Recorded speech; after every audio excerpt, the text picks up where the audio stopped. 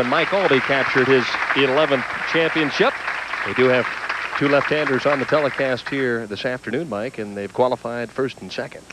You know, even I was still bowling back there then, so that was back in ancient history. I'm glad you said that. First good look at Mike Shady, a former three-time All-American out of the University of Nebraska. And he flirts with the lip and strikes on the left-hand lane. I think he'd given up on that shot. I just think he was afraid it was going in, but it banked back.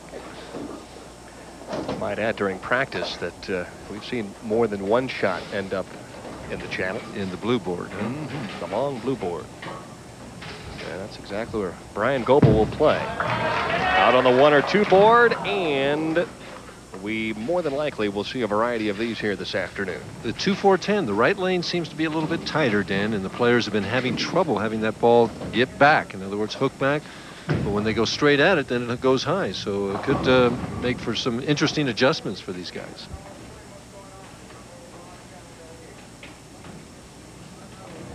Throws it straight. Too much. A good run by Goebel, but an open in the opening frame. We've seen this form before. 6 steps. He holds that ball up high, doesn't move it. From now on, it's a 4-step delivery. Look at how steady the head is. High backswing and the long slide.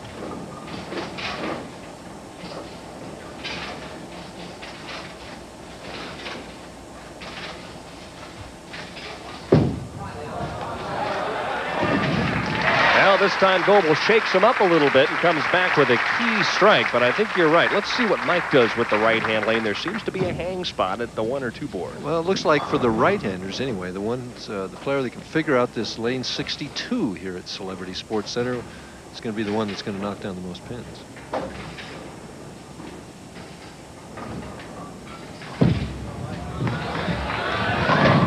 Beautiful shot, light hit. Shady opens up with a very quick double and leads by 22. You know, Mike finished second a couple of weeks ago to John Mazza, who's our tournament leader now. And I talked to him earlier and asked him, you know, what's the difference? Why are you bowling so well now? And he said that he had gotten burned out and his mind had been more or less fried. He went to a sports psychologist who gave him some tips on self-talk and how to relax. And he's just having more fun enjoying the sport more. Well, last night during a 5-game stretch, he averaged 256 while winning 5 straight matches as he opens the door back up for Goebel here in the 3rd. And it's big trouble. The 1, 2, 4, 6, 10. Let's see how he shoots it. There's a couple of schools of thought on this particular spare. One says to cross over to the left side of the head pin and drive the head pin into the 610. Other players move left and throw the ball straight, hit the head pin on the right, and have the ball deflect in the 610.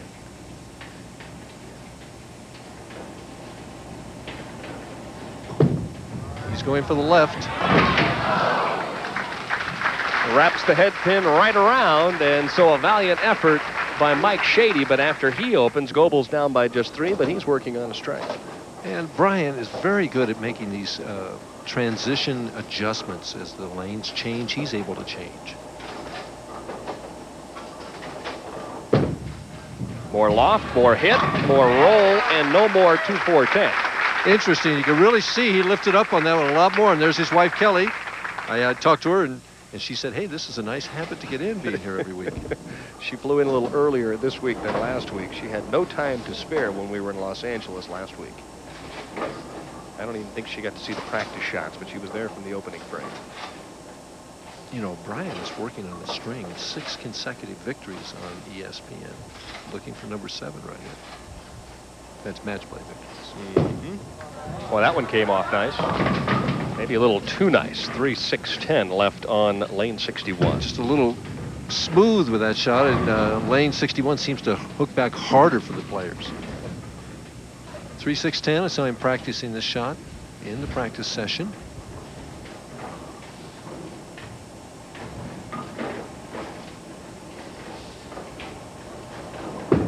Straight at it. Just enough. It's a little early to be that concerned, don't you think? He knew he had it all the way. Let's see if Mike Shady can come back with a strike. Down by 4.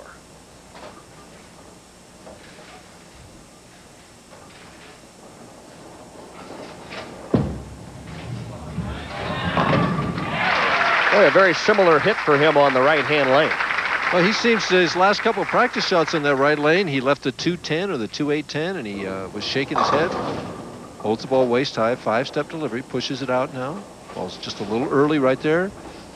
A little over shoulder high in the backswing. Now the nice long slide. And the follow through with the left arm out there, nice and square. How you want to teach your young player to finish at that foul line. Trying for another double. And the 7-pin gets tickled and wobbles, but will not fall. What we should point out right now, though, is throughout most of the week, especially last night, when you threw the ball to the 1 or 2 board, you knew it was hooking back. Well, sometimes on the championship round, different things happen, and you have to make that adjustment then and go with what's out there right then and there. Can't be thinking about what was there all week long.